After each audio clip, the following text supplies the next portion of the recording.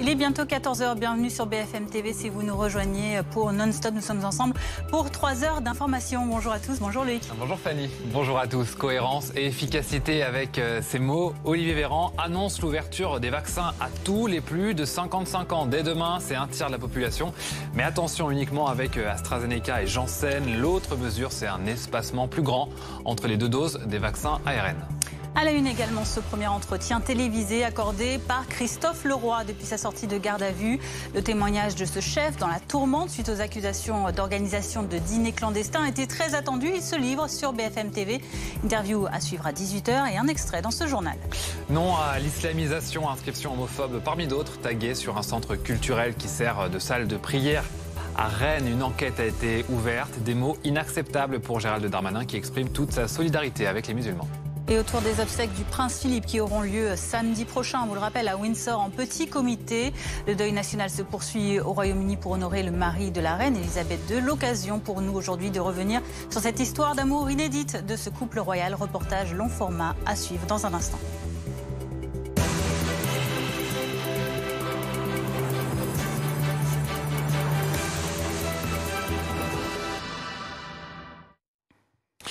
On élargit la vaccination. Tous les plus de 55 ans peuvent désormais se faire vacciner dès demain. C'est l'annonce d'Olivier Véran avec l'AstraZeneca, mais aussi le Janssen, nouveau vaccin à une dose. Pour les autres vaccins, l'espacement entre les deux injections est allongé pour privilégier les premières injections et la protection qu'elles procurent. L'objectif est clair, accélérer vraiment cette fois. Les détails avec David Dunal. Attention, je clique. Dès demain, tous les Français de 55 ans et plus pourront être vaccinés, même ceux sans comorbidité. Ils pourront bénéficier du vaccin AstraZeneca et du tout nouveau vaccin Janssen qui ne nécessite qu'une seule injection. Objectif, vacciner plus rapidement un nombre plus important de personnes, car pour l'heure, seuls 15,74% des Français ont reçu une première dose.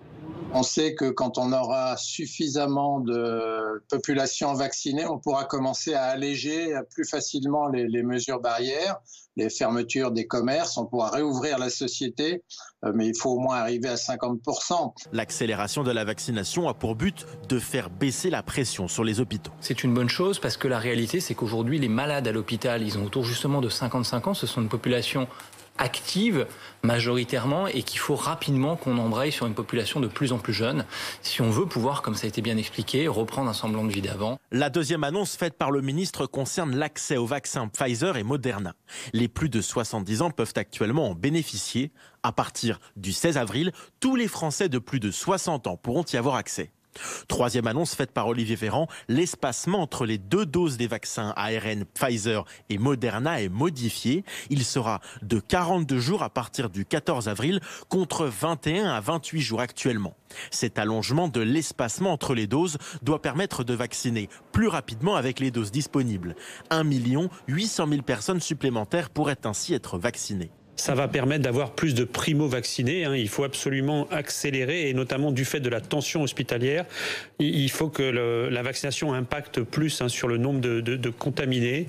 Et donc l'idée d'espacer avec une efficacité équivalente est une bonne mesure. C'est ce qu'ont fait les Anglais. Il y a une stratégie plus ambitieuse et qui a porté ses fruits. Le gouvernement vise les 20 millions de primo-vaccinés au 15 mai et 30 millions au 15 juin. En direct avec nous, Mylène Ogliastrio. Bonjour, merci d'être notre invitée. Vous êtes virologue, chercheuse à l'INRAE et vice-présidente de la Société française de virologie. On l'a vu dans ce reportage, vacciner presque tous les candidats aujourd'hui. C'est ce qu'a annoncé Olivier Véran avec cet élargissement des candidats. Est-ce qu'on abandonne finalement petit à petit cette idée de vacciner les plus âgés, les plus vulnérables ?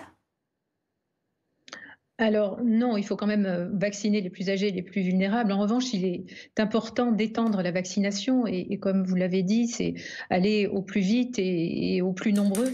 En fait, on a montré, les papiers, les articles récents montrent l'importance de limiter au mieux la circulation du virus. Donc, et ça passe par évidemment étendre la vaccination quasiment à toutes les tranches d'âge, dans la mesure effectivement où on a suffisamment de vaccins pour pouvoir le faire.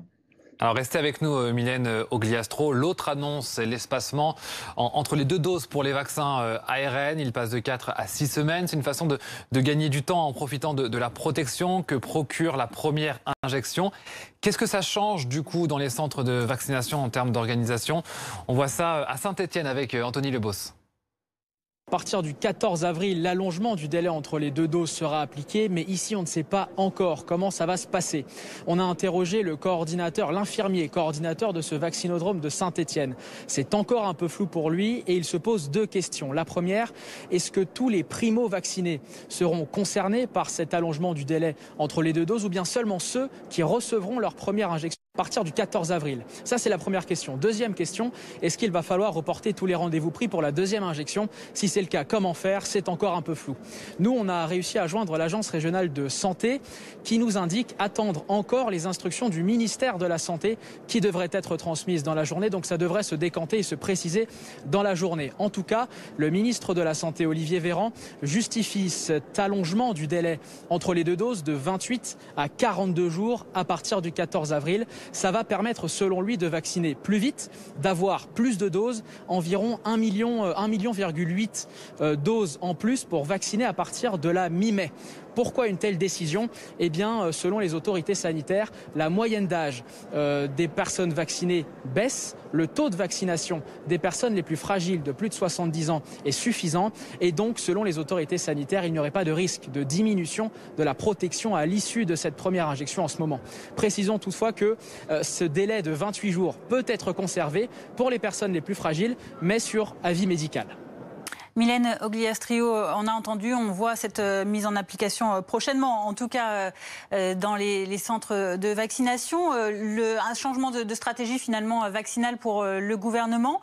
Sur quelle étude se basent les autorités pour définir que maintenant on peut espacer de 28 jours à 42 jours désormais les 2 injections de vaccin ARN? Alors, il y a d'abord l'exemple de l'Angleterre qui a pris cette stratégie quasiment dès le début de sa campagne de vaccination. Et puis, il y a des articles récents qui sont parus dans des grandes revues scientifiques comme Nature qui montrent qu'effectivement, le bénéfice à vacciner beaucoup plus de monde au détriment peut-être d'une couverture vaccinale partielle, celle qui est conférée par la première injection, est largement bénéficiaire. C'est-à-dire ça permet notamment de limiter, comme je le disais tout à l'heure, la circulation de virus. Et c'est ça qui est particulièrement important aujourd'hui pour essayer d'empêcher toute émergence de variants qui pourraient être favorisés justement en laissant circuler ce virus. Alors si je prenais ne serait-ce que l'exemple de ce qu'il ne faut pas faire, c'est l'exemple du Brésil où on voit aujourd'hui la circulation du virus extrêmement importante et on voit qu'il y a en gros 92 variants. Alors tous n'ont pas la même valeur d'inquiétude, mais voilà, c'est vraiment l'exemple à ne pas suivre serait le Brésil et montre l'importance d'aller vite et fort en termes de vaccination. Merci beaucoup Mylène Ogliastro d'avoir été notre invitée pour faire le point un peu sur cette campagne de vaccination. Alors on se parle, il y a près de 11 millions de personnes qui ont été vaccinées. On va voir le chiffre exact. Pour l'instant, ça équivaut à 16% des Français, en tout cas avec une première dose uniquement.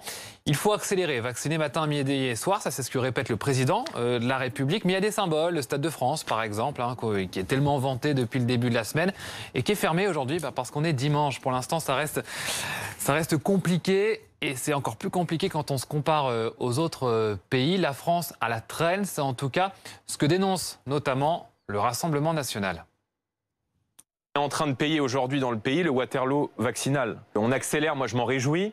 Je regarde que Emmanuel Macron vaccine encore aujourd'hui beaucoup moins que le roi du Maroc, qu'on est derrière l'Uruguay, qu'on est derrière le Chili, qu'on est derrière des pays comme la Serbie ou comme la Grande-Bretagne.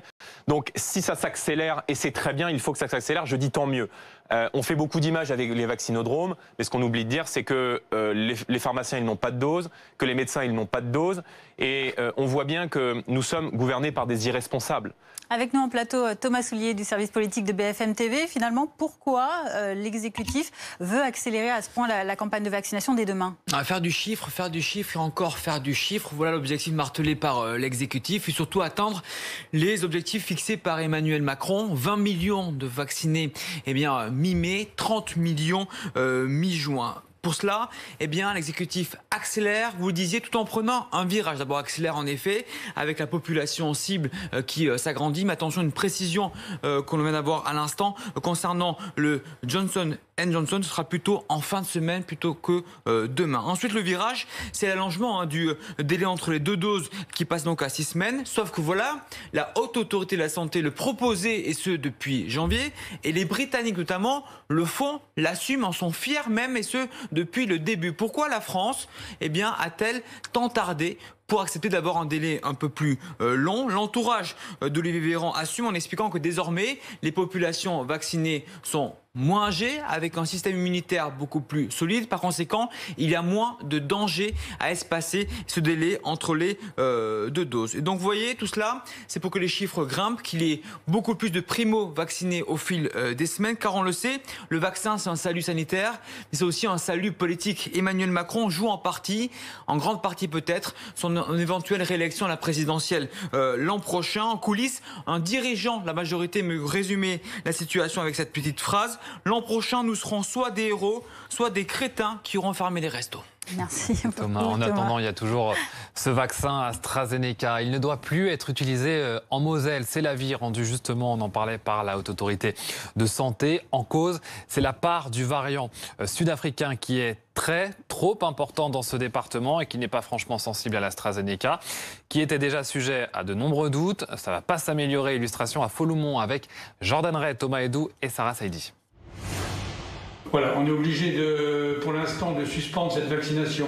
C'est par téléphone que le docteur Baptiste prévient ses patients. Jusqu'ici, lui et 2 autres médecins recevaient des doses AstraZeneca pour vacciner 25 à 50 patients par semaine. Mais désormais, il faut tout annuler. La Moselle a une particularité, c'est l'émergence de la souche sud-africaine, qui est à peu près à 35% en Moselle, alors qu'elle est beaucoup plus basse ailleurs.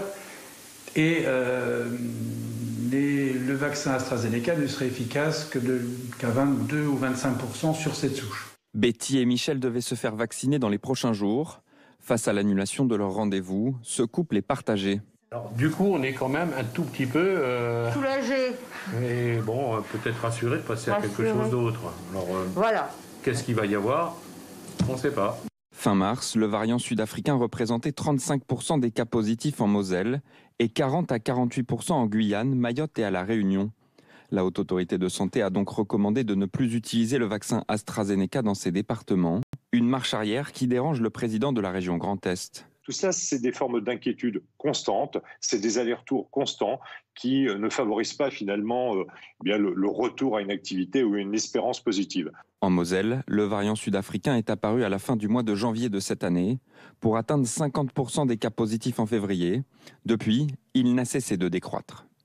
Dans l'actualité également, il y a cette enquête qui se poursuit sur l'organisation de dîners clandestins. Avec cette question qui intéresse tout particulièrement, y avait-il des ministres à certains de ces dîners? Pour le savoir, il y a ce témoignage très attendu, celui du chef au cœur de l'affaire, Christophe Leroy. Il a d'ailleurs été placé en garde à vue cette semaine et il explique pour la première fois la situation à la télévision. C'est sur BFM TV, un entretien complet à retrouver à 18h. Aujourd'hui, je vous dis que c'était une erreur de le faire et j'assume.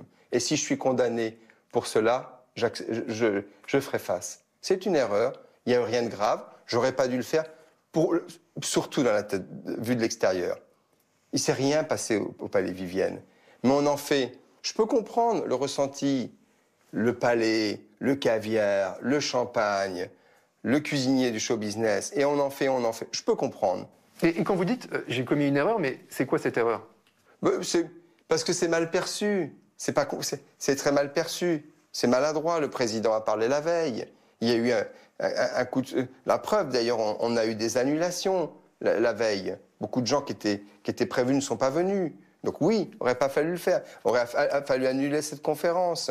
Mais vous ne vous dites pas réunir 38 convives à un dîner en pleine pandémie, et donc en période de confinement, c'est une énorme erreur.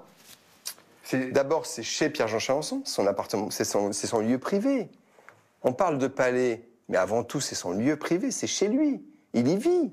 Il a voulu montrer son lieu, ainsi de suite. Et moi, j'y ai amené mon savoir-faire. C'était pas le bon timing.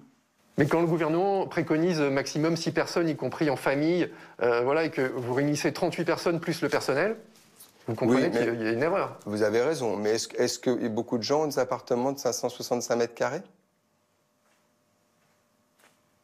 Je vous laisse la réponse. Voilà, l'intégralité de cet entretien, il l'a retrouvé à 18h sur BFM TV. Bonjour Mathias Tesson, vous suivez cette affaire, cette enquête. Ces justifications qu'on vient d'entendre, est-ce que ça tient la route ? Alors l'argument majeur, c'est de dire que ça se déroulait dans des domiciles privés et que donc c'était légal. Alors il faut reconnaître que là-dessus, juridiquement, effectivement, le domicile privé, c'est un sanctuaire. On peut faire à peu près ce qu'on veut, inviter 5, 10, 15, 20, 40 personnes. Il y a évidemment les recommandations du gouvernement, mais ce ne sont pas des injonctions.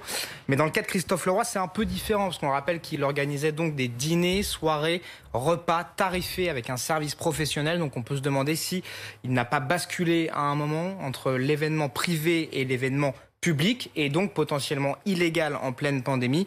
Et est-ce que toute cette activité était déclarée en bonne et due forme? D'ailleurs, dans certaines invitations qu'on a pu consulter, Christophe Leroy, il dit bien, en tant que dans le cadre d'une formule de politesse, il dit « cher client ». Alors effectivement, ça laisse un peu songeur. Merci beaucoup Mathias pour ces précisions. Juste un mot sur les suites, du coup, de l'enquête. Oui, dans les prochaines semaines, l'instruction, elle va se poursuivre avec probablement des auditions de témoins, de participants, l'analyse des perquisitions également. On sait que la comptabilité du chef a été saisie. Les enquêteurs vont devoir réussir à prouver qu'il s'agissait peut-être d'une activité clandestine. Ils vont essayer aussi de voir si l'activité, les salariés étaient déclarés. Et puis, ils vont essayer de vérifier aussi par ailleurs s'il existait bien un partenariat commercial entre le chef et les convives, donc qui se manifesterait éventuellement par le règlement d'une addition à la fin du repas. Merci Mathias. On en vient dans ce contexte à ces policiers accueillis dans le 20e arrondissement tôt ce matin par des tirs de projectiles. Ils intervenaient pour contrôler un bar à chicha. Plein de clients se sont plaints malgré les mesures sanitaires. Plein de clients étaient présents, malgré les mesures sanitaires en vigueur. C'est ce qu'a annoncé la préfecture de police dans ce tweet que vous voyez à l'antenne. Bilan, 2 interpellations pour jet de projectiles et 28 verbalisations pour non-respect du couvre-feu. Dans l'actualité également, ces mots qui blessent, ceux qui sont particulièrement visés, non à l'islamisation. Voilà le genre de tag islamophobe découvert sur le centre culturel Avicenne à Rennes, qui sert parfois de salle de prière aux musulmans. Il y en a une dizaine en tout d'inscriptions comme ça, avec des références catholiques aussi. Charles Martel, Sauve-nous, ou encore Les Croisades reprendront. Une enquête a été confiée à la Sûreté départementale, toujours sur place, pour les constatations. Les réactions du ministre de l'Intérieur et des Cultes, ces inscriptions sont inacceptables, écrit Gérald Darmanin. Toute ma solidarité avec les musulmans de notre pays. Le ministre qui se rend sur place cet après-midi. On est à 2 jours, on le rappelle, de la fête musulmane du Ramadan.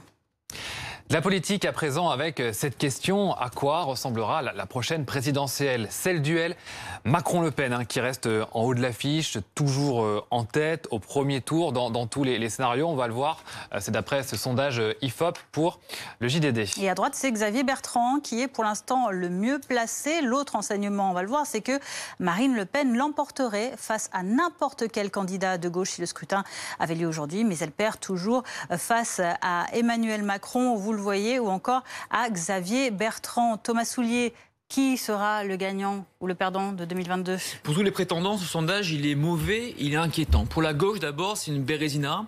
Aucun candidat ne passe la barrière des 10%, sauf Jean-Luc Mélenchon qui arrive seulement à 11%. Pour la droite, ensuite, vous le disiez, seul Xavier Bertrand arrive à passer la barrière des 15%, mais loin, très loin même, derrière Emmanuel Macron et Marine Le Pen. Aucun candidat de droite n'arrive au second tour. Emmanuel Macron, ensuite, c'est inquiétant aussi pour lui, parce qu'il n'est pas en tête au premier tour dans 6 situations sur 10. Et attention, l'écart, on vient de le voir au second tour, est très faible avec Marine Le Pen. Enfin, Marine Le Pen, elle n'est pas donnée gagnante au second tour, sauf si elle affronte Jean-Luc Mélenchon ou Yannick Jadot. Et ces 2 options-là, on le sait, pour l'instant, ne sont pas privilégiées. Bref, personne ne ressort gagnant de ce sondage, mais restons plus que prudents, car jamais, sous la Ve République, un sondage, 1 an avant, n'a réussi à donner le résultat du scrutin. En 2011, en avril 2011, c'était Dominique Strauss-Kahn le favori. En avril 2016,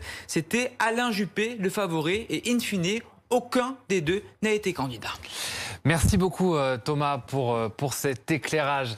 À présent, on vous propose ce reportage long format, évidemment en plein dans l'actualité. Hein, semaine noire pour les Britanniques qui ont perdu le prince consort, le prince Philippe. Il allait fêter ses 20 ans cette année. Il s'est éteint. Ses obsèques, elles auront lieu samedi.